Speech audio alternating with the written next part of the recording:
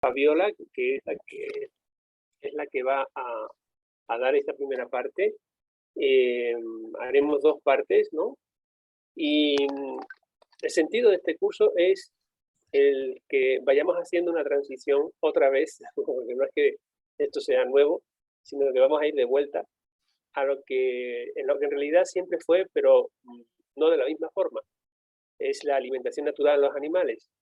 No de la misma forma porque ahora sabemos muchas más cosas, así que va a ser mucho mejor, ¿no? Entonces se trata de volver a la alimentación natural de los animales, pero volver dándoles la mejor alimentación posible, tratando de que sea barata, económica, fácil de hacer, eso también es importante, pero también que sea nutritiva y adaptada a cada realidad, ¿no? Porque obviamente no es lo mismo la alimentación que puede llevar un animal de una raza X pequeña, ¿no? O puede ser un Yorkshire, a un animal con otro metabolismo, no solamente otro tamaño, sino con otro metabolismo, como puede ser un gran danés. Son diferentes alimentaciones, pero además es que la alimentación puede ser incluso personalizada. Y eso es lo importante, que también entendamos de que no requiere lo mismo un animal, por ejemplo, que primero que lleva una vida activa, o un animal que lleva una vida sedentaria, o un animal que tiene un carácter, por ejemplo, muy proactivo, o en contra de otro animal que tiene un carácter más bien pasota, vamos a decirlo así. Entonces, cada animal lleva diferentes requerimientos y eso nos ayuda muchísimo a nosotros a darles lo mejor. Incluso podemos utilizar la dieta para prevenir y para curar enfermedades. Eso también es interesantísimo porque en eso la medicina tradicional china tiene un conocimiento muy amplio y nosotros vamos a tratar de juntar también todo esto, ¿no? Entonces, este paso que queremos hacer hacia la alimentación natural, pues no solamente hace referencia a darles un buen alimento a los animales, sino también tiene un sentido de tomar de nuevo el poder que tenemos los dueños sobre nuestros animales. Es decir, el poder quiere decir, yo decido lo que el animal necesita. ¿No se escucha el audio? Dice Erlan. Sí, yo escucho. ¿No se escucha? ¿Tú Yo escuchas escucho bien. bien? Sí, sí, sí. Yo Más, también. ¿cómo te llamas? Perdón, más. Yo también, escucho perfecto. Yo también escucho bien. Entonces debe ser que no La tienes señal. conectados. Sí. Gracias. Erlan, mira, no sé si no me escuchan o no escuchan nada. Vale. Entonces, no solamente tiene ese sentido, sino también tiene el sentido de recuperar, como te digo, el poder que tenemos en el animal, ¿no? Es decir, ¿no? Es que nosotros somos sus dueños y nosotros somos responsables de ellos, ¿no? Y también sabemos lo que el animal necesita en cada momento, ¿no? Eso lo sabemos mejor que ningún veterinario. Es decir, si nosotros vamos al veterinario y igual que cuando vamos al médico, vamos a ver cómo estamos o cómo está nuestro animal, pero en realidad estamos perdiendo un poco de sabiduría, ¿no? Porque nosotros somos como dueños de esos animales, debemos de saber más que nadie de ellos mismos, ¿no?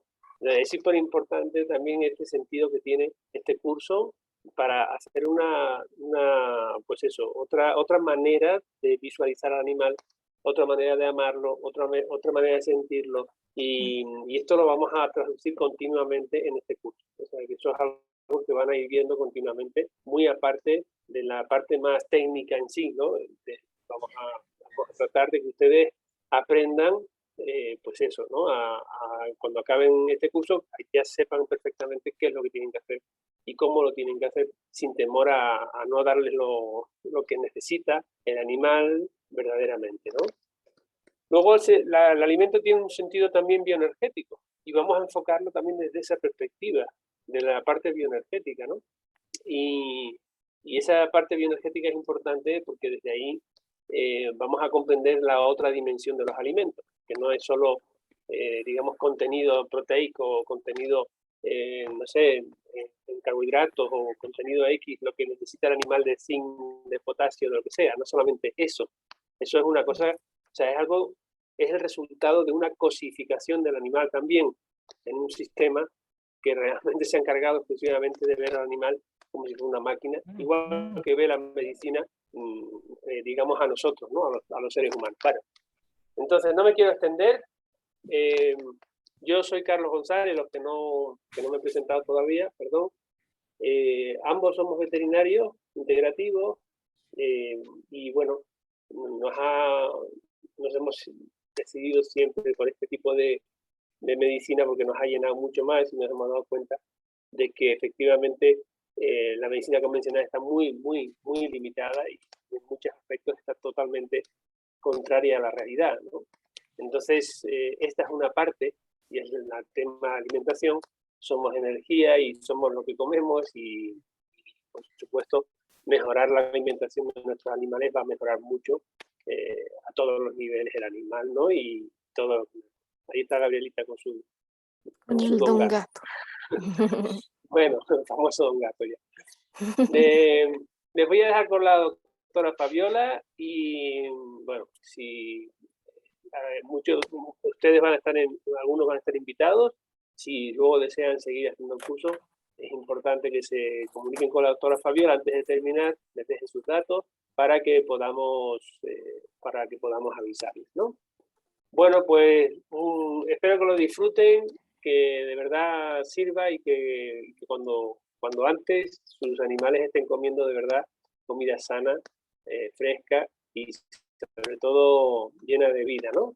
Un abrazo. Te dejo, Fabiola. Ya, gracias, Carlos. Buenas tardes a todos. Muchas gracias por estar en este curso. Mi nombre es Fabiola, yo también soy veterinaria integrativa y bueno, primero lo que voy a hacer es dejar de grabar para poder compartir mi pantalla. Ay, ahora sí.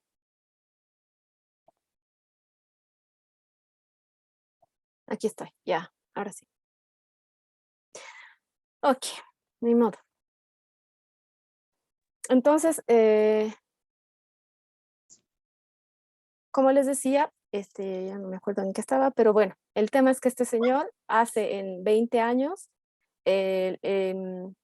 una, una domesticación express de lo que hubiera pasado con el perro, ¿no? Entonces, espérame un ratito. Aquí está. Entonces, viendo que en realidad el perro es, como les digo, no ha sido una decisión exclusiva del humano, ¿no? Sino que parece que ha habido una intención del perro. Vemos que entre los lobos y los perros, perdón, alguien ha entrado. Hola Juliana, ¿cómo estás? No te preocupes. Estamos empezando. Entonces, entre los lobos y los perros hay diferencias muy sutiles, ¿no? Y que vemos también, vemos por ese resultado, por ese experimento express que ha hecho este doctor, que al parecer, la domesticación, o sea, el cambio en el comportamiento del perro, o en este caso del zorro, estaba asociado a cambios en el pelaje, ¿no? En el tema de las orejas, en el tema de la cola, ¿no? Que es algo que sucede igual que con los lobos, ¿no? Si comparamos los perros y los lobos son casi todos del mismo tamaño, casi de la misma forma, casi del mismo color, ¿no es cierto? Con excepción de que ellos sí tienen que cazar sus presas y son autosuficientes. En el caso del perro tenemos un montón de, obviamente obviando la parte de la selección artificial que genera el hombre, que ya a veces es aberrante incluso, pero si dejamos que los perros se manifiesten sin ningún cambio, también vamos a ver que hay diversidad de colores, diversidad de tamaños en el hocico, probablemente en las orejas, que los perros no necesariamente tienen las orejas erguidas porque ya no necesitan, la cola tampoco, ¿no? Y que si bien los perros, no necesitan cazar como los lobos para sobrevivir, ambos no dejaron de ser carnívoros, ¿no? O sea, es posible que haya cambiado fenotípicamente el perro del lobo, pero a nivel fisiológico, partiendo de las muelas hasta el último tercio del sistema digestivo, el perro sigue siendo igualito que el lobo. La única diferencia es ¿no? Aparentemente, los perros y lobos son igualitos en un 99%, además de su apariencia, o sea, sin contar con su apariencia, pero hay este 1% que es la diferencia fenotípica, ¿no? Que es justamente que uno sea más chato que el otro, que uno tenga orejas caídas y el otro no, pero son 99% igualitos. Uno creería que son casi dos especies diferentes, pero en realidad son 99% iguales. En años recientes, fíjense, el 2013, se ha demostrado además que hay una pequeña región genética en el perro que ha hecho que se adapte al consumo de almidón, ¿no?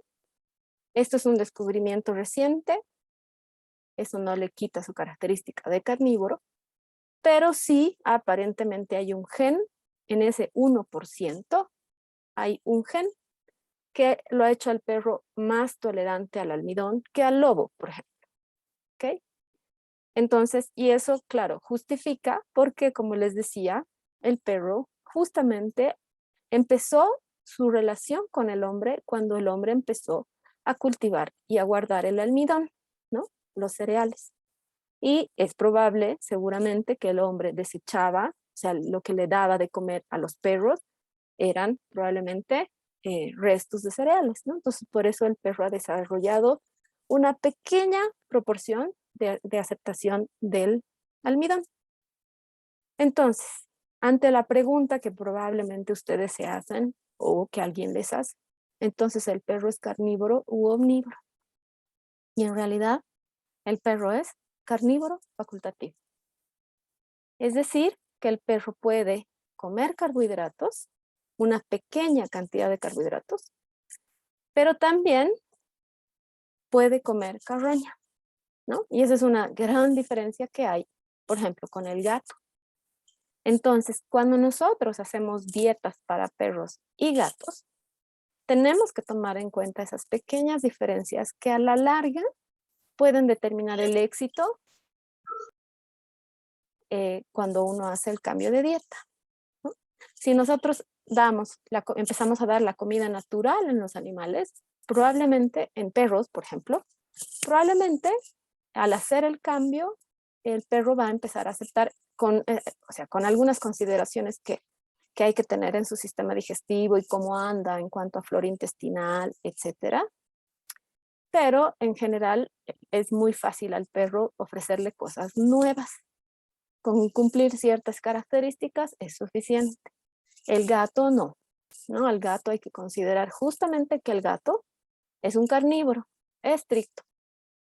Por lo tanto, el gato jamás va a comer carne seca, carne que se ha quedado media hora ahí en el plato. Entonces eso puede ser determinante para cuando uno quiere empezar a darle comida natural al gato. Entonces, ese tipo de consideraciones son bien importantes entenderlas para luego aplicarlas en la comida de nuestros animales. Entonces, el perro es un carnívoro facultativo, o sea, se mueve entre poder comer cierta cantidad de carbohidratos hasta incluso poder comer carroña, o sea, animales muertos y en estado de descomposición, ¿no? Entonces, y estos también es como un termómetro que nos va a indicar qué tan mal está su flora intestinal o qué tan bien está su flora intestinal, que vamos a ir aprendiendo. La relación del gato en la historia del hombre es muy diferente a la del perro, ¿no? Recuerden que el perro, por este gen que se ha encontrado, ¿no? Se ve que hay una posibilidad de que el perro haya empezado a consumir alimento del resto de cereales. En cambio, al gato, ¿por qué creen ustedes que lo han empezado a, entre comillas, utilizar los hombres? Justamente por su capacidad de comerse los ratones, ¿no? que también empezó en esos momentos en los que el hombre empezó a guardar los cereales que hacía que les acerquen los ratones, ¿no? Entonces el humano encontró un animal que podía darle ese servicio, entre comillas, ¿no? Entonces el gato, si bien ha aprendido a convivir con el humano, en realidad nunca jamás ha modificado nada de su forma de alimentarse, ¿no? El gato sigue siendo un carnívoro obligado. Es decir, que el gato puede consumir otros productos, sí, puede. Hay gatos que les gusta la piña, hay gatos que les gusta la papaya, perfecto, pueden. Pero su dieta casi del 98% tiene que ser proteína. Y tiene que ser proteína en que simule una presa. El gato no deja la presa para después. El gato caza y el gato come. Por lo tanto, la textura de la presa, la temperatura de la presa, el tipo de la presa son determinantes cuando uno va a empezar con la alimentación de sus gatos, ¿no? Porque el gato es un carnívoro obligado. Es decir, que el gato sigue cazando. Bueno, ahorita que está en nuestras casas, obviamente no, pero si uno le da la posibilidad, sí, el gato sigue cazando para comer. Y si no puede cazar para comer, hay que darle las presas en la temperatura adecuada, como si estuviera cazando para comer. Entonces, fíjense qué contradictorio es que un animal que no ha modificado en absolutamente nada su forma de comer tenga que alimentarse de alimento seco con un porcentaje de carbohidrato de casi el 40% en el mejor de los casos, ¿no? Entonces, básicamente, la historia de las croquetas, en realidad, es que, perdón, voy a admitir a una persona, ya. Las croquetas empiezan, la historia de las croquetas, la idea, nace en este año más o menos en 1870, cuando este señor de apellido Spratt ve como unos marineros que tenían comida enlatada llegan a puerto, desechan la comida de las latas, ¿no? que les sobraban, y los perros comen todas las sobras, ¿no? Entonces ahí, perdón, voy a dejar entrar a gente.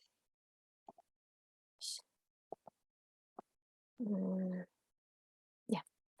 Entonces ahí es donde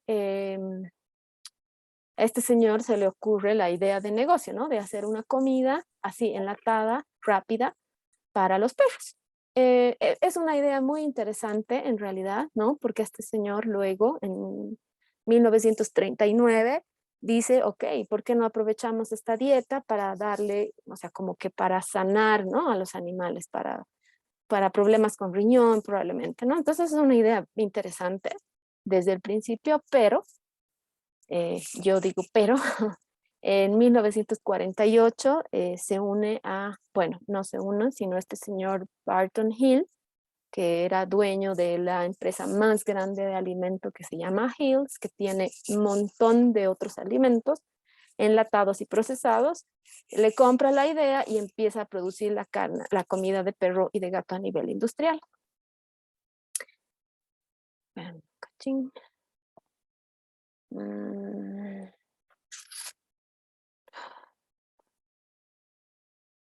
¿Qué dice? Ya.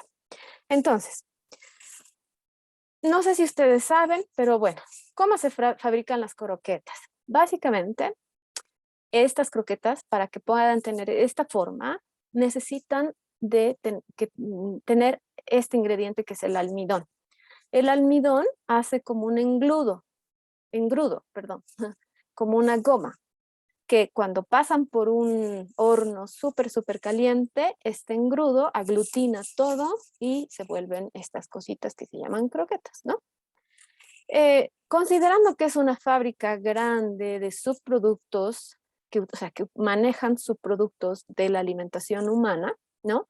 No podemos esperar que para la fabricación de las croquetas se utilice pulpa de carne, ¿no? De huesos, ¿no? Lamentablemente es una industria que utiliza lo que ya para la industria humana no sirve, Entonces, generalmente ustedes, si tienen una croqueta en casa, yo les invito a que se pongan a leer las etiquetas y probablemente van a leer esto, ¿no? Que dice subproductos de pollo, subproductos de res, ¿no? Ahí estamos entendiendo y nos lo están diciendo que en realidad no son productos, no es carne, ¿no? Son picos, patas, plumas, ¿no? Todo lo que para la alimentación humana no se puede usar. Muchas veces, como la cantidad de proteína en esos subproductos no es suficiente para alimentar un carnívoro, ¿no? Recordemos que el gato necesita casi un 98% de proteína en su dieta. Lo que usa esta industria son proteínas vegetales, como por ejemplo la harina de soya o derivados de soya, para subir el porcentaje de proteína en la etiqueta. Pero realmente, ¿cuál es la capacidad? ¿Cuál es la capacidad de absorber? Perdón, otra vez voy a hacer una pausa. Carlos, ¿estoy grabando? Sí, estoy. No, nada. Entonces, ¿cuál es la capacidad para un carnívoro de absorber la proteína de soya? Es mucho menor que su capacidad para absorber la proteína de animal, ¿no es cierto? Hemos visto también que hay muchas croquetas que tienen colorantes. Obviamente estos son artificiales. No solo colorantes, sino que en la misma industria de las croquetas te dice, o sea, después de la gran cantidad de calor a la que son procesados estos elementos, no queda ningún tipo de sabor, ningún tipo o sea, eso no lo podría comer nadie, te lo dicen tal cual. Entonces, lo que tienen que hacer es añadir vitaminas sintéticas, obviamente, y las recubren con grasa y sal para que los animales puedan comerlas. Y esto es algo, digamos, que si uno empieza a revisar, se da cuenta que mientras más salada es la croqueta, más les gusta. Porque, por ejemplo, los gatos son muy sensibles a la sal, ¿no? Mientras, por una característica de sus pupilas, de sus papilas gustativas, perdón, ellos son muy sensibles a la sal. Entonces, mientras más sal tenga la croqueta, más sabrosa va a ser para el gato. Pero realmente a la larga y a la corta, ¿qué tan saludable es que un gato coma tanta sal, ¿no? Y ahí esa podría ser una de las razones por las que hay tantos problemas renales últimamente en gatos, ¿no? Entonces nosotros, no me van a dejar mentir, hay mucha propaganda que nos dice que esto nos va a dar esto. Animales felices, con un pelaje hermoso, con una dentadura preciosa, que no están gordos, sino están perfectos de peso, pero realmente en la realidad, cuando uno empieza a entender, a revisar, te das cuenta que es lo menos que hace. El consumo de almidón, básicamente el problema no es el hecho de que tengan vitaminas sintéticas, o sea, sí es, pero es un todo, ¿no? De que tengan vitaminas sintéticas, de que tengan proteínas de tan baja calidad, de que tengan almidón en mucha cantidad, ¿no? Esto genera obesidad. El hígado no sabe qué hacer con esa gran cantidad de carbohidrato que resulta, pero como es un nutriente, porque el carbohidrato es un nutriente y el cuerpo lo sabe, no puede pues desecharlo, ¿no? Sería tonto para el cuerpo. Entonces lo que hace es mandarlo a la grasa. Imagínense que la grasa es como un depósito de cosas. Ahí se acumulan toxinas, se acumulan y este tipo de nutrientes que el cuerpo no sabe qué hacer. Entonces las manda a la grasa y el perro empieza a engordar y engordar y engordar y uno le reduce la cantidad de croquetas y el perro no deja de engordar. Y en realidad es porque hay una falla en su sistema digestivo que está acumulando todo el almidón que está por demás. Otro gran problema son los daños a nivel de las muelas, ¿no? De los dientes, de la boca. Como les decía, ustedes van a poder ver que en realidad la propaganda es que las croquetas, justamente por este tema de que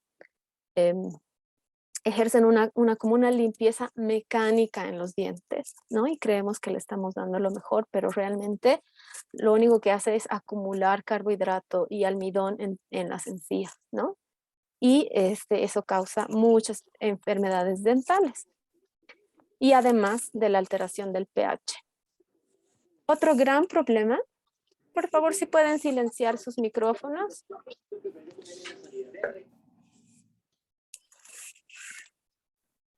Gracias. Otro gran problema son los dolores articulares, ¿no? No es normal que haya perros de 2, 3, 4 años con dolores articulares, ¿no? No es normal. Esto sucede porque el cuerpo entiende que estas croquetas, ya sea las vitaminas sintéticas, los colorantes sintéticos, son toxinas, y es que son toxinas, ¿no? Entonces hay que mantener al perro y al gato en constante inflamación, ¿no? Los perros y los gatos que tienen dolores articulares sin una causa aparente, lo primero que tienen que pensar es por el consumo de croquetas, porque el cuerpo está asumiendo que estos elementos son toxinas, ya los está identificando como toxinas. Por lo tanto, despierta a todo su sistema inmune para que vean dónde está el problema, y resulta que las citoquinas, que son unas enzimas que se activan en la inflamación crónica, les gusta ponerse en las articulaciones. Entonces, ellas están como, imagínense, como que en guardia, ¿no? O sea, aquí en las articulaciones para poder entender dónde está el problema, dónde está la intoxicación crónica. Y eso ocasiona dolor. Entonces, muchas veces, solo al quitar las croquetas, pasa el dolor articular. Otro gran problema es, como les decía, el envejecimiento prematuro, ¿no? O sea, yo me acuerdo cuando era muy chiquita, hace muchos años, un perro mínimo podía estar con nosotros 15 años, si no más. Hoy, como les digo, aquellos perros de raza gigante ya se considera que a partir de los 5 años son perros seniles, porque ya empiezan a presentar problemas de viejitos, ¿no? Entonces, eso tampoco es normal.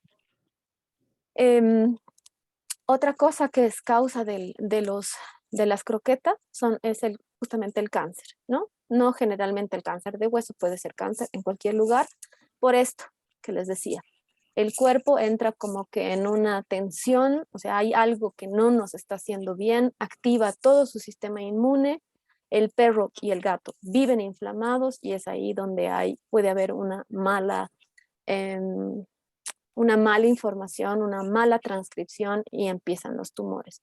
Y este es un tema muy complicado en los gatos, que se está dando mucho, que son los problemas urinarios, los cálculos en gatos. Yo quisiera que ustedes hablen con sus veterinarios, con sus amigos, y le pregunten cuál es la incidencia de arenilla en los gatos, casi del 80%, y eso no es normal, ¿no?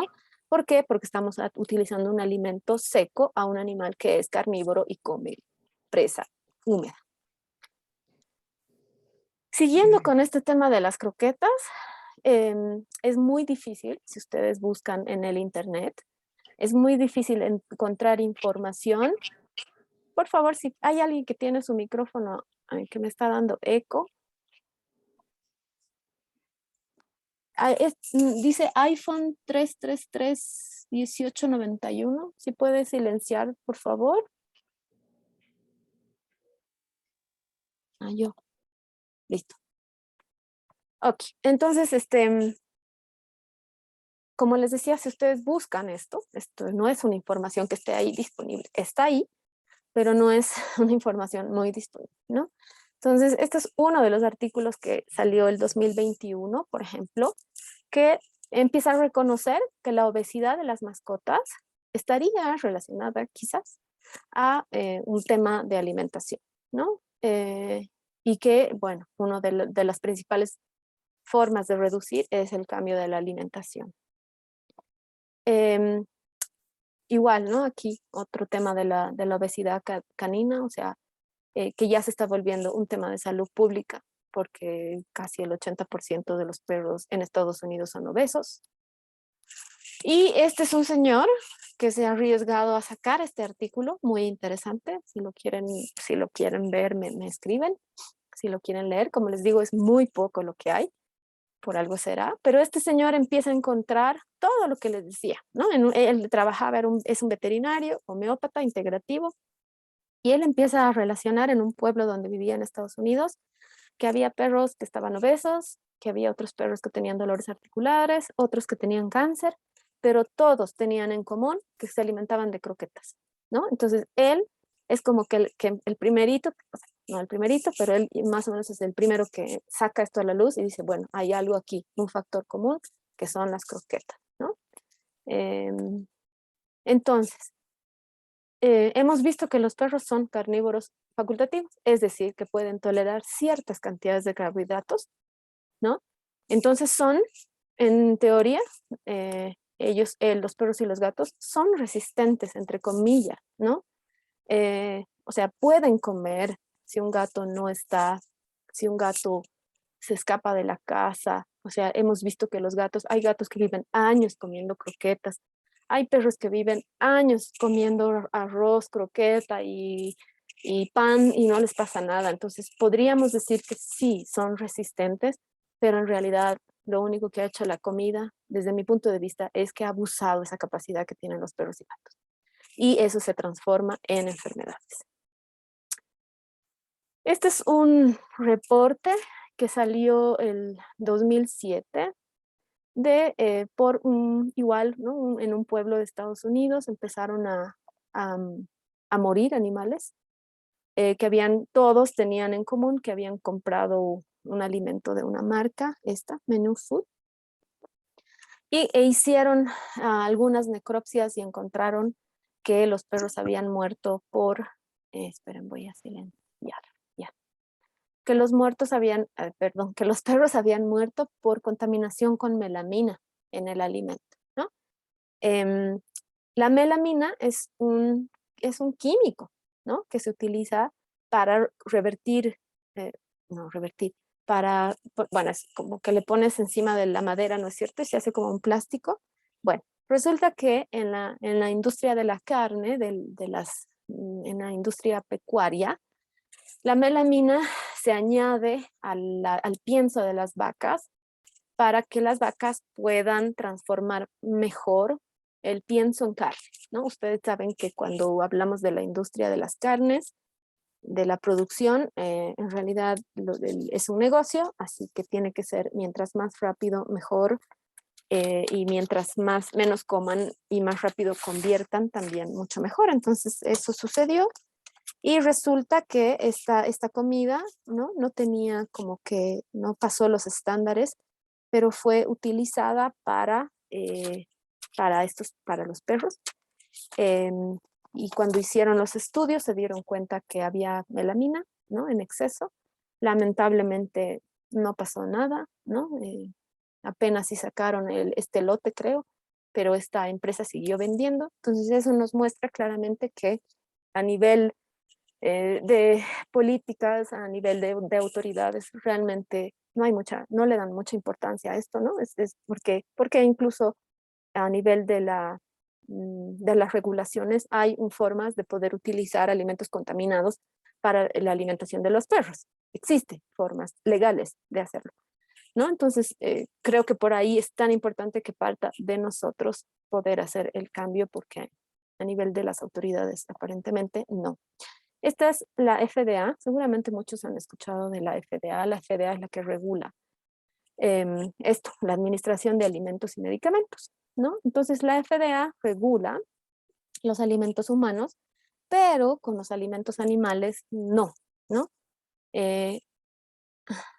La que regula es la Asociación de Oficiales Estadounidenses de Control de Alimentos, AAFCO, que es una asociación particular, ¿no? Yo con mi grupo de amigos nos unimos y decimos qué es bueno y qué es malo para dar de comer a los perros y a los gatos, ¿no? Y resulta que además yo y mis amigos somos dueños de las empresas grandes de alimentos. Entonces desde ahí ya empieza como que la cosa a ponerse un poquito turbia. Entonces ellos son los que deciden qué es bueno y qué es malo, que coman los perros y los gatos. Y estos señores nada más solamente tienen que comparar y decir, si ellos me dicen que tiene tanto por ciento de proteína en la etiqueta, yo solamente tengo que verificar que no se esté engañando a la persona que compra, ¿no? O sea, si me dice que tiene 80% de basura, y yo solamente tengo que verificar que tenga 80% de basura para que la gente no se sienta engañada, ¿no? Entonces, esto es algo que desde ya no está bien. Hay muchas trampas en esas etiquetas, ¿no? Entonces ahí cuando uno empieza a revisar, como que yo empezaba diciéndoles que desde nosotros hay una tendencia a buscar las cosas naturales, ¿no? Pero más que por nuestra salud, creo que como para empezar a conectarnos, ¿no? Con la naturaleza y justamente dejar de lado estas trampas que tiene la industria alimenticia, no solo en la alimentación de perros, sino también en la alimentación humana. Entonces, está en la página de la FDA, esta que dice etiquetas de alimentos para mascotas. Y te dice que cuando la etiqueta dice carne de pollo, tiene que tener un 95% de pollo. Pero si la etiqueta dice fórmula de pollo, con poner 25%, salvaron. Pero si te dice que con pollo, o sea, ¿no? Arroz con pollo, solamente va a tener un 3%, no tiene sentido que tengan más, porque ya con 3% pasa. Y si te dice sabor a pollo, ya sabemos que no tiene para nada pollo. Y eso está escrito acá en la FDA, y te lo dice, ¿no? Nada más que somos nosotros que nos hemos dejado llevar por estos comerciales que te dicen que la comida es 100% natural y no lo es. Este es un texto que he copiado de estas páginas que te dice: las regulaciones del modelo de la AAFCO, ¿no ve? Que es esa asociación de amigos que se hicieron para decir que es bueno que coman los perros y los gatos, ahora permiten el uso del término con como parte del nombre del producto. Por ejemplo, una lata de comida de gato con atún podría confundirse con una lata de comida de atún para gatos. Pero mientras que el último ejemplo debe contener al menos 95% de atún, el primero solo necesita un 3%. Por lo tanto, ¿no? Además nos dicen, ¿no? de considerados, el consumidor debe leer las etiquetas cuidadosamente para asegurarse de obtener el producto deseado. En la alimentación humana, un alimento natural es aquel, esperen un ratito, un ingrediente, perdón. Ya. Te dice que en las etiquetas también nos dice que es natural y que no es natural, ¿no? O sea, en el caso de las etiquetas de natural, en la etiqueta de los perros, te dice que es aquel derivado de planta, animal o mineral no procesado.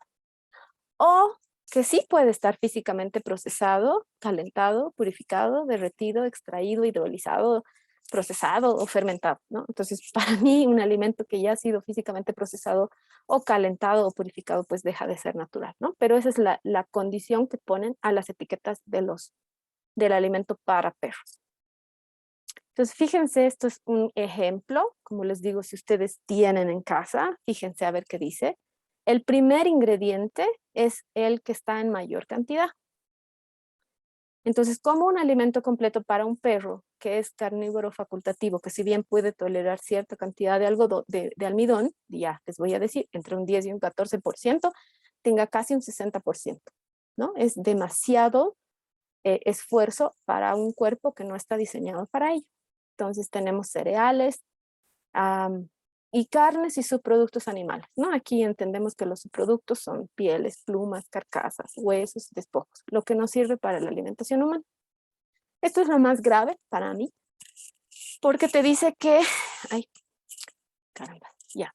Y justo esto está en la red también. Si ustedes lo quieren revisar, son bienvenidos para que se den cuenta de esto que es muy grave, ¿no?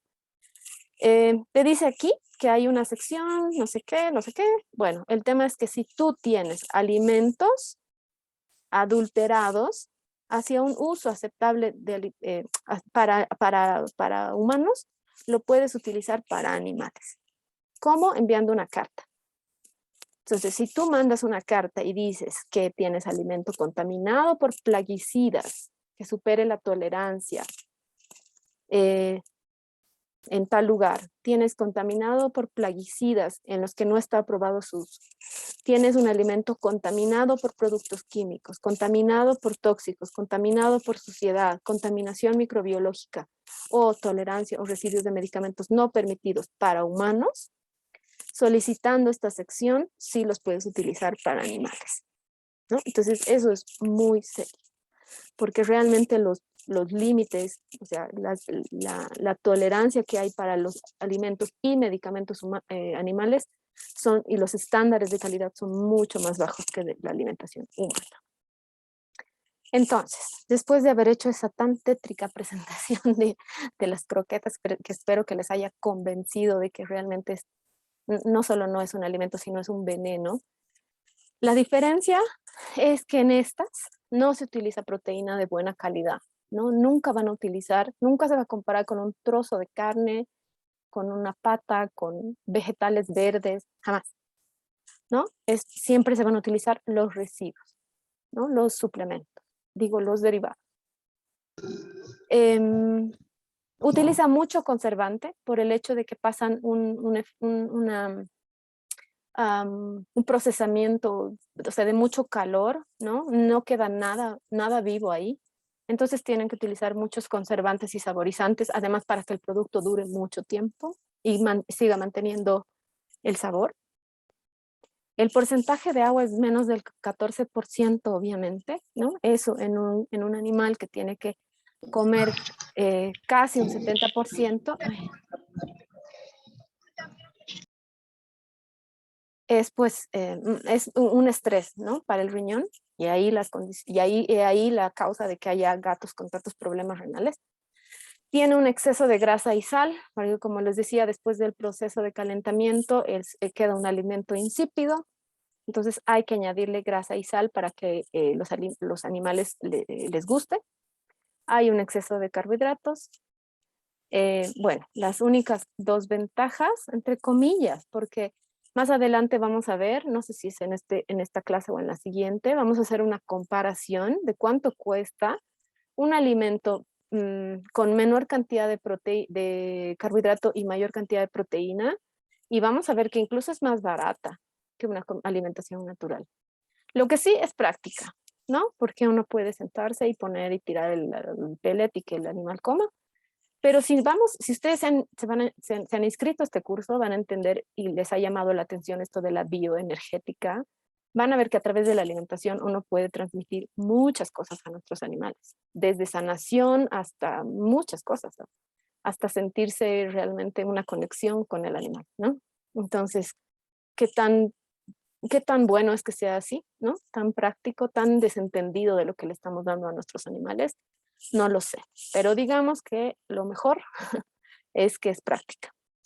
En el caso de la alimentación natural, que vamos a ver que hay diferentes tipos de alimentación natural, porque muchos creemos que la alimentación natural es comida cruda y no necesariamente tiene que ser así, pero la alimentación natural siempre vas a utilizar proteína natural de primerísima calidad, ¿no? O sea, aunque sea molida la carne más baratita, sigue siendo de mejor calidad que esto.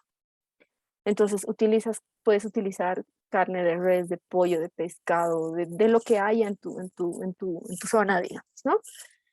No tienes conservantes, obviamente no tienes saborizantes, no necesitas, la misma carne ya tiene todo. El porcentaje de agua es altísimo, por eso en muchos, como que los cambios inmediatos después cuando uno muda a una alimentación natural es que el perro y más el gato dejan de tomar agua. Y esa es una observación que hay muchas veces se preocupan los responsables y te dicen, ¿por qué ya no toma agua? Y en realidad es porque no necesita. De aquí está sacando todo lo que necesita y su riñón no está estresado, por eso no tiene que pedirte.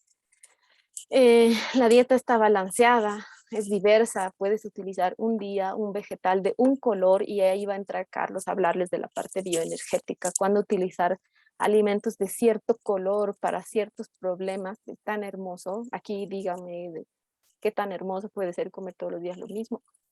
Los nutrientes y la energía que les da también es inmediato. Esto de más cara, les digo, más cara comparando con un pienso barato, ¿no? Pero si uno utiliza un pienso caro, le sale incluso más barato esto. Y obviamente esto es más laborioso también, ¿no? O sea, implica pesar, implica cocer los vegetales, pero realmente si uno entiende que a través de la alimentación uno puede llegar a sus animales desde otro tipo de perspectiva, pues esto pasa a segundo plano. Cada alimento tiene una vibración, obviamente, ¿no? Esta es una tabla de alimento para humanos, ¿no? Pero los pellets o las croquetas o el pienso, en el caso de los animales, estaría aquí. Es una comida que es tan procesada, que obviamente no queda nada vivo ahí, ¿no? Entonces es una comida que realmente energéticamente no aporta nada.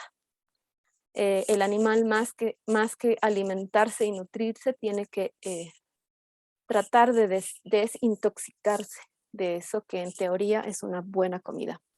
Por lo tanto, una comida natural siempre va a ser un alimento súper energético que le va a dar al animal chance de equilibrarse física y energéticamente. Bueno, no sé si tienen alguna consulta hasta aquí para que luego podamos pasar a hablar sobre la anatomía y fisiología.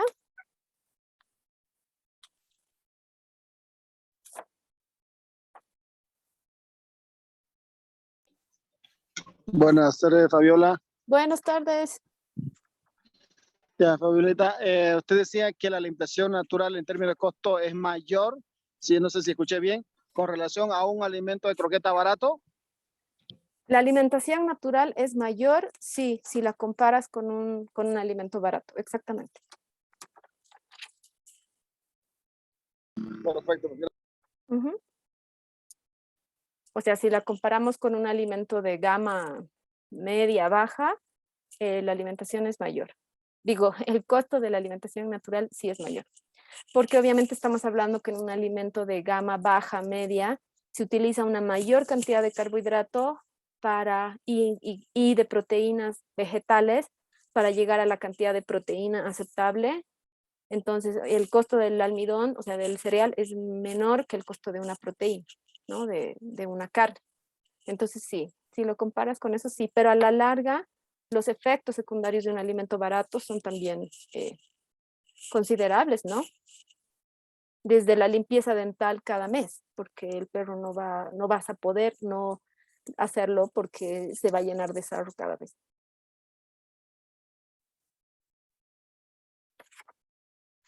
Está bien, gracias. Sí, bueno, entonces, como les decía, los perros y los gatos, por sus características de carnívoros, tienen ciertas características que incluso entre ellos son diferentes. Entonces, es cuando uno está dispuesto a diseñar dieta para los animales que lo acompañan en la casa o incluso diseñar dietas para otros pacientes.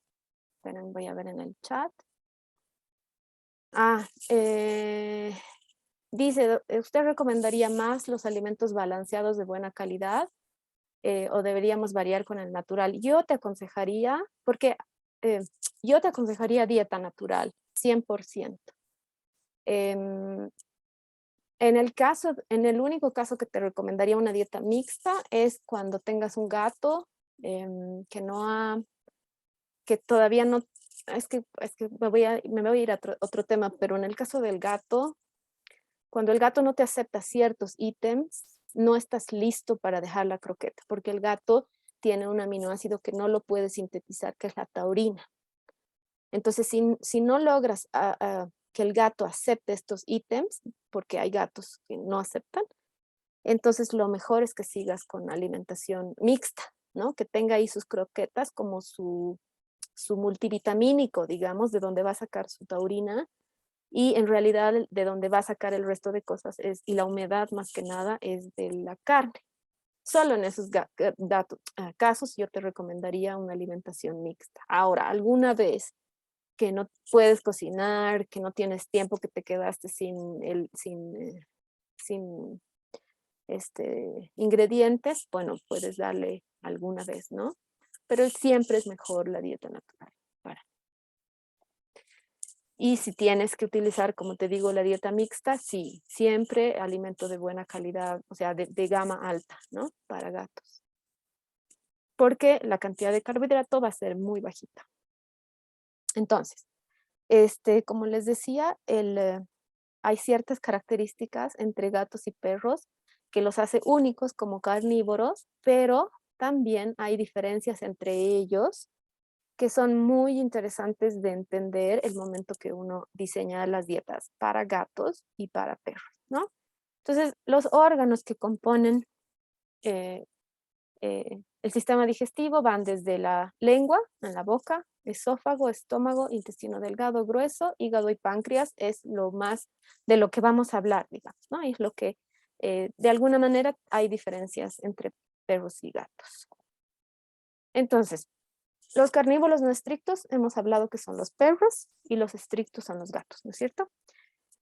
Es muy importante entender que el perro tiene las muelas en forma de cuchillo. Es decir, que el perro puede, a través de sus caninos y sus muelas, cortar, rasgar y triturar con las muelas, ¿no? El perro puede triturar el hueso, es más, lo hace, ¿no? Y ahí en el perro empieza la digestión. Y esto es bien importante entender porque cuando lleguemos a hablar de flora intestinal, me van a entender por qué es tan importante permitirle al perro triturar. En el caso del gato, el gato no tritura. Es muy difícil que lo vean al gato mascar con las muelas. Lo que hace el gato es cortar con las muelas y se traga todo el pedazo. Entonces, en el gato, el triturar no es tan importante. Por lo tanto, ahí también hay otra clave bien importante de la que vamos a hablar cuando hacemos la alimentación natural en gato. El perro tritura, el gato no. La digestión de los carbohidratos en el perro es limitada. Hemos hablado de entre un 10 a un 14%, ¿no? De nuevo les digo, máximo 14%. Hay perros que no toleran ni un 10%. Hay perros que a las 8, 9 meses están comiendo una cantidad pequeña de carbohidratos y ya presentan hígado graso, ¿no? Entonces, en esos perros, si bien la teoría te dice que hay un gen que les permite tolerar entre un 10 a un 14%, hay perros que no lo hacen, que no pueden ni el 10%. Entonces, ahí obviamente hay que analizar, ¿no ve? La dieta. Y hay otros perros que les aseguro que toleran mucho más del 14% y comen hasta sus 15 años pan y croquetas y se mueren de viejos, ¿no? Entonces, varía, pero la mayoría de los perros no deberíamos exceder el 14%. El carnívoro no tolera el carbohidrato, ¿no? Aunque haya gatitos que coman y les guste alguna vez algunas cositas, en realidad el gato no necesita carbohidrato. El estómago de los perros es expansible, o sea, por eso les decía que el perro sigue siendo muy similar al lobo. El lobo caza, bueno, que el perro no lo hace, pero el lobo caza, come mucho porque tiene un estómago que se puede expandir, porque no sabe cuándo lo volverá a hacer. El perro pasa exactamente lo mismo. El perro puede comer mucho y su estómago va a seguir siendo grande, ¿no? Entonces, ese es un problema grande también cuando uno alimenta con croquetas, porque la croqueta tiende a hidratarse con el agua, porque se van a fijar que los perros que comen mucho carbohidrato, mucha croqueta, toman mucha agua. Es algo también que la gente cree que es normal. Y es porque la croqueta se hace así de grande, entonces el estómago se dilata y cuando uno hace el cambio de alimentación natural, generalmente el perro pasa hambre porque está acostumbrado a comer muchas cantidades. Entonces eso también es algo que hay que manejar. En el caso del gato, no. El gato no come por demás. El gato no come y luego dice, ay, ya, por ahí no como mañana. No. El gato come muy poquito en varias oportunidades, ¿no? Entonces también hay que considerar eso cuando hacemos la alimentación natural para el gato. En ambos casos, el pH del estómago es ácido. Estamos hablando de una acidez del 1 al 2. Eso es súper ácido, ¿no? O sea, el ácido clorhídrico tiene una acidez de 1, un pH de 1. El pH en un gato y en un perro sanos, o sea, equilibrados, es de 2, ¿no? Entonces, eso nos va a evitar que haya colonización de bacterias y que haya colonización de parásitos y destrucción. Eso va a ayudar a que haya la destrucción de los huesos, ¿no? Porque no es mecánica, es con ácidos, ¿no? Entonces, eso también es algo que tenemos que considerar, que lo voy a ir hablando a lo largo del curso. ¿Qué señales hay que nos dicen que no es la flora intestinal del perro y del gato no están bien, ¿no? Entonces, ahí también son otros tips que nos van a ir dando si es que seguimos con esta dieta o la cambiamos, ¿no? El tránsito intestinal del perro es de 12 a 30 horas, o sea, 30 horas después puede seguir teniendo comida, y el gato también, y la digestión es regulada, ¿no? Esto es también bien importante porque el perro, gracias a que mastica, puede regular el tránsito del bolo alimenticio. O sea, si no está preparado, ¿no? Puede un poquito mascar más lento, digámoslo así, y eso va a hacer que la digestión sea más lenta. El gato no tiene esa posibilidad. Recuerden que les dije que el gato no masca, solo corta y traga. Entonces, por eso que la dieta en el gato tiene que ser de muy buena calidad, la proteína, porque no tiene mucho chance de aprovechar la proteína más que por el tiempo que pasa por su intestino, que es así de rápido, ¿no? Entonces, por eso es más importante dar al gato alimento proteína de muy buena calidad. Esta es una particularidad, bueno, la particularidad que hay en el paladar es que los gatos tienen papilas gustativas sensibles al ácido, al amargo y al salado, ¿no? Entonces es justamente lo que les decía, que por eso es que los que hacen las croquetas utilizan mucho sabor salado para que sea apetecible por los gatos, pero pues ya hemos visto que lo único que hacen es dañarlos. ¿Ustedes creen, a ver si alguien me puede responder ese anima, ¿ustedes creen que la digestibilidad está determinada que la absorción de los nutrientes está relacionada a la capacidad de absorber energía?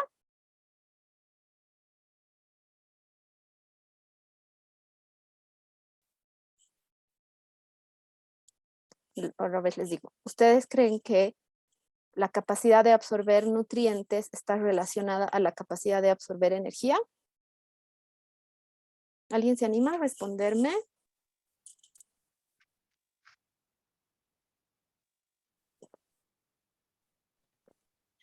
Sí, sí está relacionada. Gracias. ¿Quién está ahí atrás, por favor? Que no te veo. Oh, no, no tengo la cámara. No, no importa tu nombre. Ah, Irene, de México. Ah, ¿cómo estás? Eh, Bien, gracias. sí, sí, ¿nos quieres hablar un poquito de eso o no?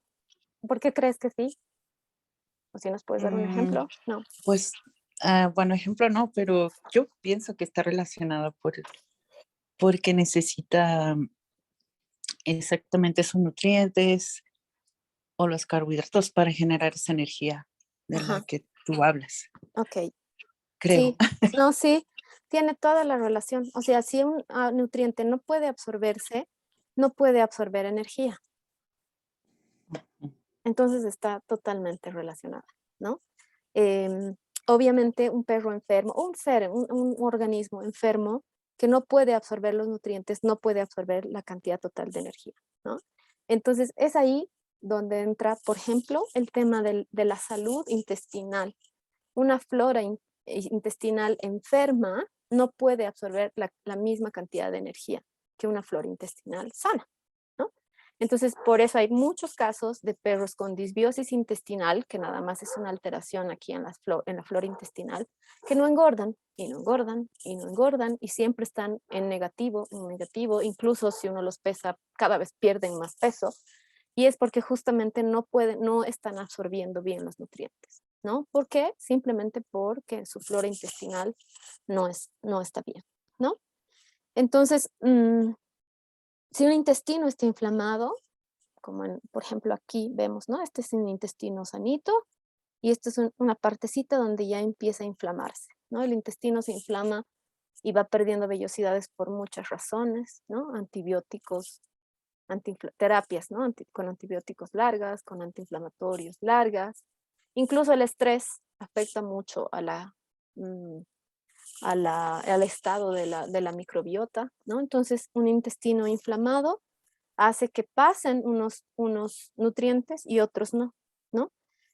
O no puede absorber, ¿no? Y a veces es como un ciclo, ¿no? Ingresan bacterias que causan mayor inflamación. Entonces, es ahí tan importante, y es lo que vamos a hablar a lo largo del curso también, que básicamente nosotros lo que vamos a hacer, o sea, el cambio de comida, desde mi perspectiva, es que cuando uno cambia alimentación natural, básicamente tú lo único que quieres lograr es que esta microvellosidad vuelva a ser lo que era antes de las croquetas, ¿no? Entonces, es lo que les decía, ¿no? La energía bruta, digamos, lo que consumen, lo que se consume con el alimento, hay un resto que no se puede absorber, entonces eso sale con las heces. Hay de esta energía bruta pasa la energía digestible y aquí se hace una nueva revisión de qué sirve y qué no sirve. Lo que no sirve se va por la orina y por los gases. La energía como que se va afinando, ¿no? Llega a la energía metabolizable, que es lo que se utiliza para la fisiología, o sea, para el funcionamiento del cuerpo, lo que genera calor. Y al final hay una energía final, ¿no? Que en realidad tiene que ser neutra, porque si hay mucha energía, se genera la gordura, y si no hay energía y el cuerpo queda como en negativo, estamos hablando de desnutrición. Entonces es ahí cuando el cuerpo tiene que usar lo que tiene para poder llegar a hacer sus funciones, digamos, ¿no? Entonces, ese es un ejemplo claro de cuando hablamos de perros que no pueden engordar, es porque realmente no está entrando la energía que necesita. ¿Por qué? Porque no se está digiriendo bien. Entonces, bueno, esto es lo mismo, ¿no? La digestibilidad, ¿no? Es la capacidad que tienen el cuerpo de absorber después de haber pasado por un montón de procesos químicos y físicos, llega a este proceso que es como que la cumbre de todo. O sea, para mí este proceso es, ¿no? O sea, para lo que estamos haciendo y nosotros estamos trabajando, para que un intestino sano llegue a absorber lo que necesita y llega a los capilares, al organismo y al funcionamiento, ¿no?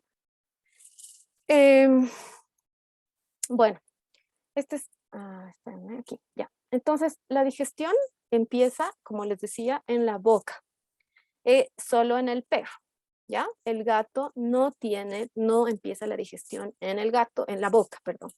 Y esto es importante considerar porque el gato tiene menos chance de regular la digestión a través de la masticación, ¿no? O sea, lo que entra, el gato lo parte, lo traga, básicamente es así, y en eso empieza como que una carrera del bolo alimenticio y el gato intenta absorber lo que puede y ahí con eso se queda, ¿no? O sea, por eso tiene que ser un alimento de muy buena calidad.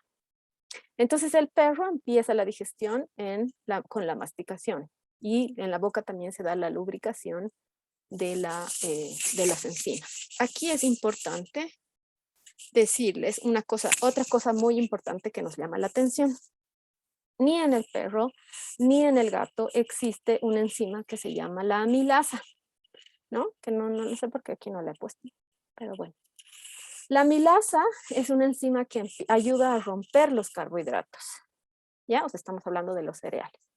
Para que cuando llegue al estómago, el estómago no tenga que trabajar por demás y pedirle ayuda al páncreas. El páncreas es otro órgano que también tiene amilasa pancreática y se utiliza cuando ya, o sea, fue demasiado carbohidrato en la saliva, no se pudo romper porque había muchísimo, entonces viene el páncreas y ayuda, ¿no? Pero imagínense que cuando no hay cuando fisiológicamente no hay esta actividad, ¿quién tiene que hacer el trabajo? El páncreas, ¿no? Cuando debería ser un órgano de emergencia, el páncreas tiene que hacerlo todos los días. Entonces también uno de los problemas que encontramos generalmente es la pancreatitis, ¿no? Que se manifiesta con regurgitaciones, en realidad, ¿no? O sea, devuelve la croqueta que no se ha podido digerir, o sea, casi entera, que es muy diferente de un vómito amarillo, ¿no? Entonces, cuando el vómito en realidad es una regurgitación, es decir, croquetas así casi sin digerir de manera muy frecuente, entonces estaríamos frente posiblemente a una pancreatitis, ¿no? Entonces, eso obviamente requiere cambio de comida y etcétera, etcétera. Pero esa es una razón porque en la saliva no hay esa enzima, ¿no? Entonces, obviamente, una razón más para entender que el perro y el gato no están diseñados para digerir los carbohidratos. El esófago no es más que un órgano de paso. Traga y pasa el esófago en ambas especies. El estómago, sí, en ambos es donde existe una acción enzimática y es en el estómago donde empieza la digestión en el gato, ¿no? Y les hago esta, de nuevo, pueden decir, pucha, pero ¿por qué hace tanto énfasis? Porque en realidad por eso es tan importante darle al gato, cuando uno hace la transición, darle al gato el alimento correcto de la forma correcta. Porque si no, el gato no va a poder masticar para empezar la digestión, ¿no? Entonces, la presa, o sea, el alimento tiene que llegar al estómago casi de la forma correcta para que el gato empiece a digerir, ¿no? Entonces, es en el estómago, igual que en los demás, donde se produce la acción del ácido clorhídrico, de la pepsina, la gastrina y la enterogastrona, que tiene casi la misma, que tienen casi similares actividades, ¿no? Esto es muy importante porque esto más que nada ocurre en el perro. Mucho influye la cantidad de agua para comida seca, es más lenta, ¿no? Se digiere más lento. Entonces, por eso no se recomienda mezclar en una misma toma croquetas con comida natural, ¿no? Porque van a pasar tiempos de digestión diferentes, o sea, la comida natural ya va a estar pasando, el pienso todavía se va a quedar, entonces se pueden generar gases. Por eso no se recomienda mezclar si ustedes optan por una alimentación mixta. Perdón.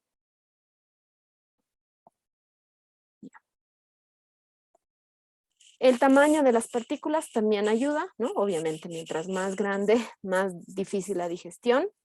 Y esto es clave en el gato, ¿no? Si le damos pedazos grandes, el gato no los va a poder mascar y no lo va a hacer y probablemente pierda su interés en la comida natural, especialmente cuando estamos haciendo transición. Entonces al gato hay que darle en pedacitos o muy chiquititos o incluso triturados, ¿no? O sea, procesados, así en forma de pasta. Porque ustedes creen que el alimento de gato esté en forma de pasta es tan común porque el gato no come, no mastica, ¿no? Lame. Entonces por eso hay que simular, ¿no? Que es así como una pasta. La cantidad de grasa también ayuda mucho a que sea más lento, ¿no? Estamos hablando de cierto tipo de grasa, no es cualquier grasa, que lo vamos a ver, cuáles son las grasas recomendadas y, por ejemplo, hace que el tránsito sea más lento. Entonces, en los casos de animales que no se hartan, de animales que comen muy rápido, a la media hora van a tener hambre. Entonces podemos utilizar como un tip grasa para retrasar un poquitito y que se sientan y saciar un poquito más, ¿no? Y volumen de la ración que baja la acidez, ¿no? O sea, mientras más grande es la ración, más baja es la acidez. El intestino delgado, como les digo, es como que no sé qué palabra utilizar, pero tendría que ser así como la estrella del show, ¿no? Si el intestino delgado está saludable, entonces todo lo que le estamos dando se va a absorber. O sea, de nada sirve dar una comida de muy buena calidad si el intestino delgado está enfermo porque no se va a absorber nada, ¿no? Entonces ahí vale la pena enfocarse en mejorar la salud intestinal. El intestino delgado, bueno, es el que más trabaja en realidad en relación a que es el que absorbe, ¿no? O sea, es como que el trabajador estrella de todo esto. Tiene 3 porciones, duodeno, yeyuno e ileón. ahí es donde se realiza la digestión exclusiva de las proteínas, mecánica y química, aunque hay una vuelta más, vamos a ver más adelante, hay como que de nuevo el intestino vuelve a reabsorber a ver si se le ha pasado alguna, ¿no? Y también tiene enzimas, las lipasas, que son las que van a metabolizar los lípidos, y las aminopeptidasas, que son las que van a metabolizar las proteínas. En el intestino grueso, vamos a hablar sobre el gato en un ratito, me parece, no sé si es en esta clase, cuál es la diferencia que hay entre el gato y el perro en el intestino del gato. En el intestino grueso, básicamente, lo único que hace es absorber agua y electrolitos, y estas, que son las placas de Peyer, que son responsables del 70% de la inmunidad de los animales, ¿no? Y de nosotros también. Entonces, fíjense la relación que puede haber, por ejemplo, una otitis crónica con la salud intestinal. O sea, no sé si todos los veterinarios, especialmente los que tienen como que la enseñanza occidental, si encuentran esa relación. Creo que no, ¿no es cierto? O sea, cuando hay otitis frecuentes y frecuentes, ¿qué es lo que hacen? Dan antibióticos frecuentes y frecuentes, ¿no? ¿Y qué es lo que hace el antibiótico frecuente y frecuente? Justamente matar esta flora intestinal, ¿no? Entonces, ¿qué pasa si vamos al revés? Si más bien fortalecemos esta salud intestinal, ¿no? Para evitar que haya infecciones frecuentes. Entonces, fíjense, estas son visiones muy distintas. El páncreas es el órgano que, como les decía, tiene esta amilasa, ¿no? El páncreas es como un órgano de apoyo para el estómago en el caso de los animales. Perdón, hay una pregunta. Luego vamos a responder esa, por favor. Entonces, el páncreas es un órgano que tiene esta enzima, la amilasa y estas enzimas, la amilasa y la lipasa. La amilasa es la que ayuda en la hidrólisis de carbohidratos y la lipasa en la hidrólisis de la grasa, es decir, ayuda a desintegrar, digamos, ¿no? Para que luego el intestino la pueda absorber. La amilasa, la amilasa pancreática es como una amilasa, como un órgano como una enzima de apoyo, nada más. Cuando ya no pudo, como les digo, en comidas así grandes, que la saliva no pudo romper en caso de omnívoros, entonces viene el páncreas y ayuda con la amilasa. Pero en animales que no están diseñados para eso, entonces la amilasa es un órgano que tiene que secretar mucha más amilasa.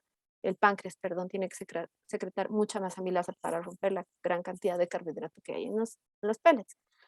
El hígado también, bueno, el hígado lo que hace es hemólisis de las grasas, ¿no? Romper las grasas con ayuda de la bilis, y vuelve a hacer una nueva metabolización de las proteínas, como les decía. ¿No? O sea, todo lo que probablemente se hubiera perdido ahí, y la absorción de la vitamina B12. Esto es muy importante porque yo lo comparo como cuando hacemos una transición, como cuando cambiamos de alimentación. No sé si ustedes han tenido la oportunidad de volverse vegetarianos, veganos. No podemos seguir comiendo lo mismo. Hay que pensar en ciertos elementos que nos van a ir supliendo la carne, ¿no? Y aunque ellos son carnívoros y sacan de la carne, la mayor predisposición de vitamina B12 está en el hígado, por ejemplo, ¿no? Justamente en el hígado de sus presas. Entonces es posible que si no suplementamos hígado a la dieta, ¿no? Haya una deficiencia de, por ejemplo, la vitamina B12, que por ahí con la carne no podemos llegar, ¿no? Entonces, estas son pequeñas consideraciones que nos van a ir permitiendo armar una dieta equilibrada, que es lo que queremos, básicamente. Bueno, ahí la dejaremos hoy día. Para luego y la siguiente clase vamos a entrar a hablar sobre lo que es la disbiosis, que es algo que les decía, básicamente es para lo que vamos a hacer, ¿no? O sea, para lo que estamos trabajando tan duro.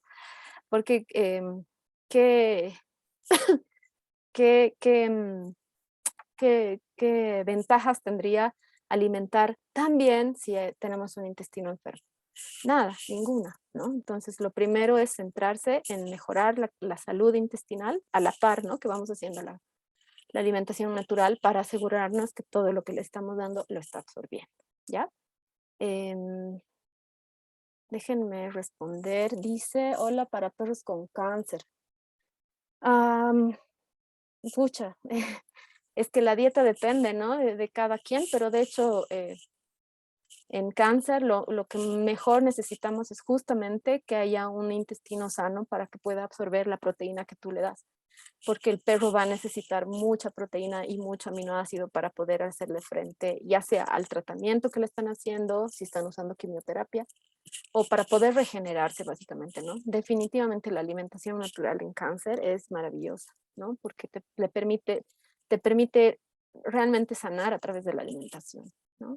Pero así algo, una receta no tengo, disculpa Aurora, es como que bien, es como bien integral, ¿no? Hola, ¿qué tal? Hola, Muchas ¿qué gracias. tal? Ahora puse el audio, qué pena que no escuché lo anterior. Sí, en realidad, pues, como te dijera, yo tengo como desde diciembre que le operaron el cáncer y también le hicieron sus quimioterapias, pues ella a veces quiere comer, yo dejé de darle bolitas, ella no come más bolitas, pero me ha costado mucho. Le doy pollo, ¿Es le doy gato? zanahoria. Es una perrita de 10 Ah, una años, una perrita. Ah, ok. maltés.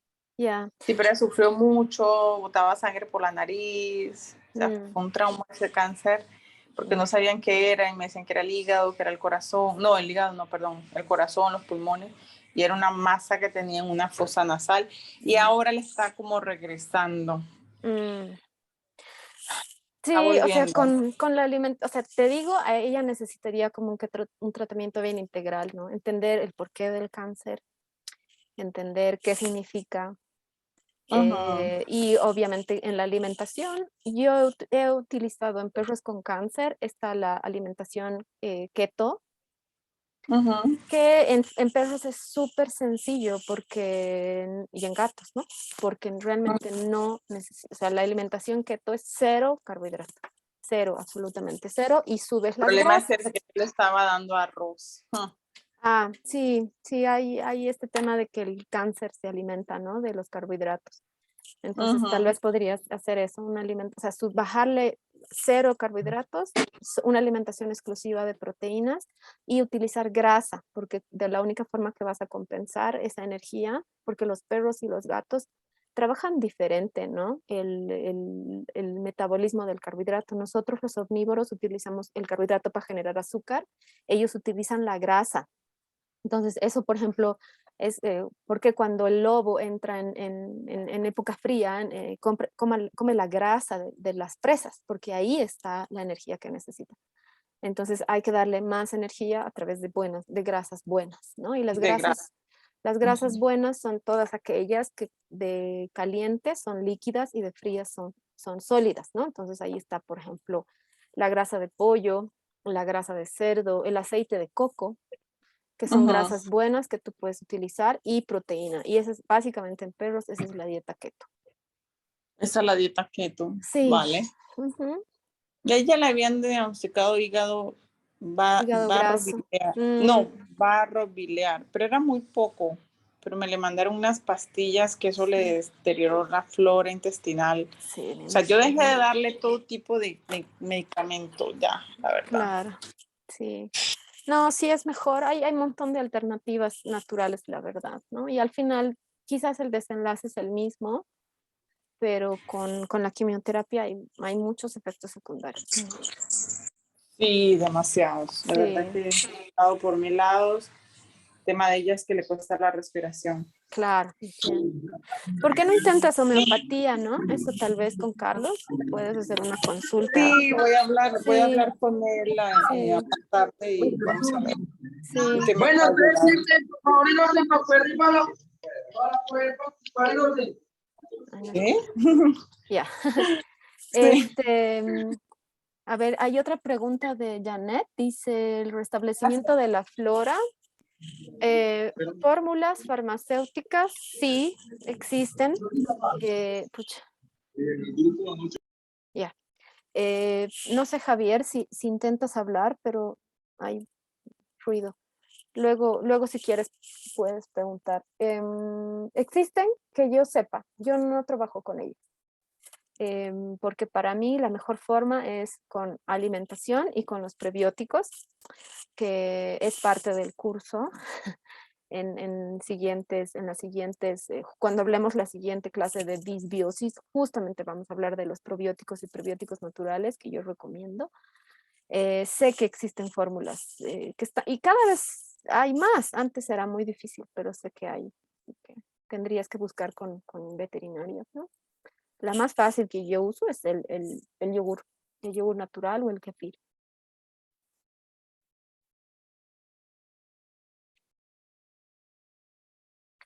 Eso, no sé si alguien más tiene alguna consulta. Bueno, decirles que esta es la primera clase de, me parece, 6 clases que vamos a dar.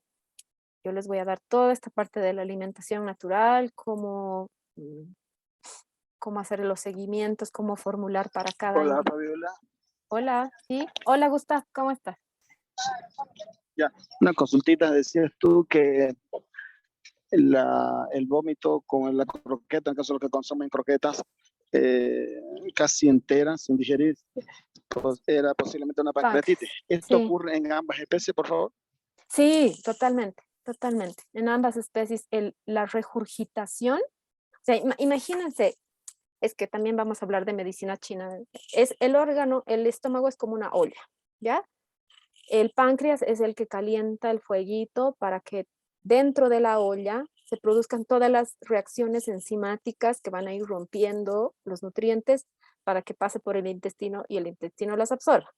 Entonces, cuando el páncreas no puede, porque pues, o sea, como les digo, estamos forzando un órgano para lo que no ha sido diseñado, el cuerpo no es tonto.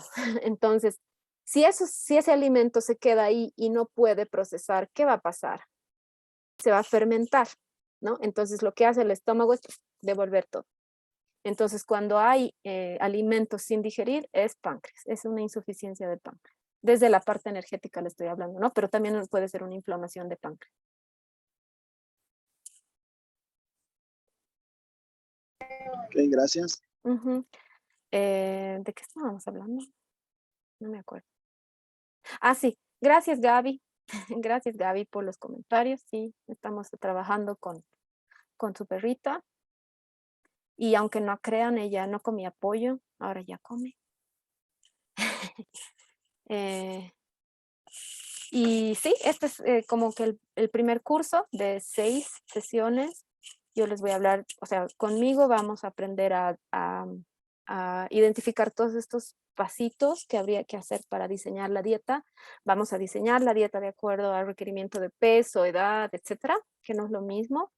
Y ustedes van a tener la dieta. Y con Carlos van a trabajar la parte bioenergética, como les decía, ¿no? O sea, cada alimento, como estamos hablando de alimento vivo, que no es lo mismo que una croqueta, cada alimento tiene una vibración diferente de acuerdo a su sabor y a su color, es hermoso. Entonces uno puede utilizar los alimentos rojos para el corazón, por ejemplo, alimentos picantes para el pulmón, o sea, es hermoso esta parte de la bioenergética que nos brinda esa posibilidad de trabajar con alimentos vivos, ¿no? Si no, no se puede. Entonces, eso sería en esta primera clase. Si se animan a seguir con el curso, por favor nos escriben a Carlos o a mí. Voy a pausar.